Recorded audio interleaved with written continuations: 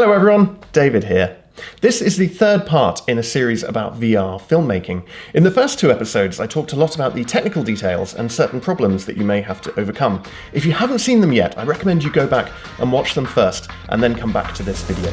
In this episode, I'm going to give you 5 filmmaking tips that are appropriate to virtual reality in order to make your videos more comfortable and more interesting to watch as well.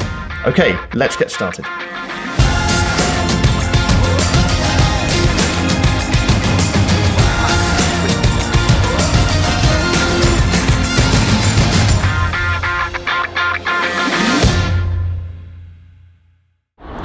Okay, the very first thing I want to talk about is the most important, and that's video camera placement.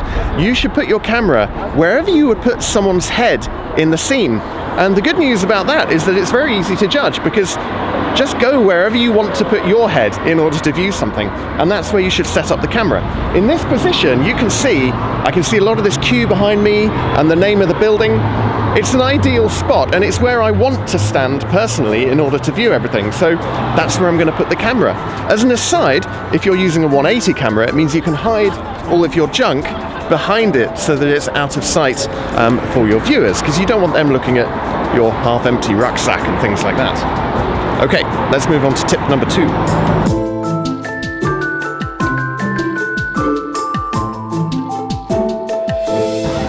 Tip number 2 is about camera movement. Now, ideally, you won't move your camera at all, because your viewer is probably sitting there in his VR headset, not moving his head. So it'd be nice if the camera kind of corresponded with how his head is moving. So I suggest you find a nice secure monopod or tripod. Now this is a monopod. It's actually not that secure. It tends to sort of sway in the wind a little bit. So if you can get a full-on tripod that really isn't going to move an inch, then that's even better. But this monopod is very convenient for moving around, so I kind of like to use it that way. So ideally, you keep the camera stable, also going by tip 1 at a position where you would put someone's head. If you do really need to move the camera, then you need to do it as comfortably and stably as possible. And what I mean by this is no acceleration, because the acceleration is what you feel. So you really want to avoid jerking the camera around.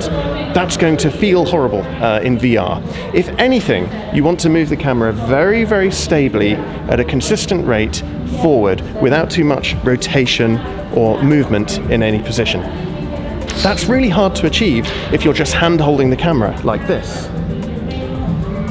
because there are little vibrations in my fingers all the time. So what you really want is a gimbal and a Y-axis stabilizer, or a full-blown Steadicam.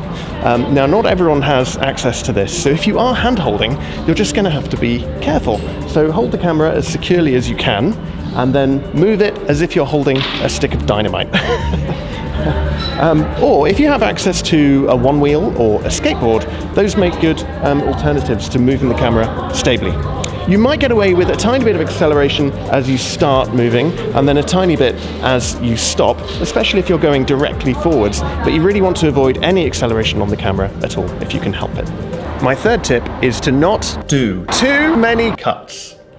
The reason for this is that people need time to get accustomed to their new surroundings. And in virtual reality, a cut is essentially putting someone in a whole different place. If you keep doing that too frequently, they're going to feel very disorientated and quite uncomfortable. So I would suggest a minimum shot length of about 10 seconds for each cut. And that will seem like a lot if you come from conventional filmmaking.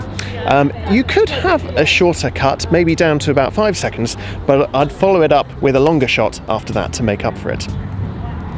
My fourth tip is to really engage with your audience. The worst thing you can do is to divorce them from the experience entirely, because then they will rapidly lose interest and just stop watching. The best thing is to talk to them directly, as if they are simply present in the scene, either as themselves or as some character. And the second best thing you can do is to put the camera in a place where it would feel like you would spectate from, say, on a chair or near a table or amongst a group of people. So, now that you know you're part of the scene, open wide, because here comes the aeroplane.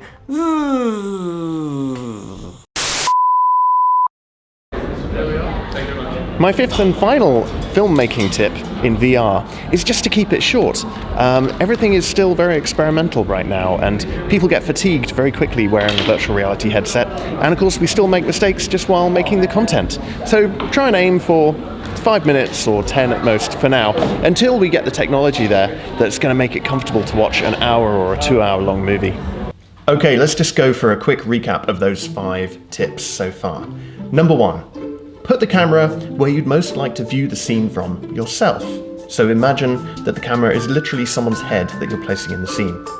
Number 2, move it either very, very gradually at a linear speed without acceleration, or keep it stationary and very stable on a tripod or at least a monopod. Number 3, aim for a shot length of at least 10 seconds each. Number 4, really engage with your audience, speak directly to the camera, or place it in the scene as if it's part of the scene. And number 5, try and keep the overall experience brief and to the point. Okay, those are my 5 filmmaking tips for virtual reality. I've made an example video and left a link to the description, just so you know I practice what I preach. I hope you found this video useful. If you did, then please leave me a like, and you can help me out by subscribing to my channel as well.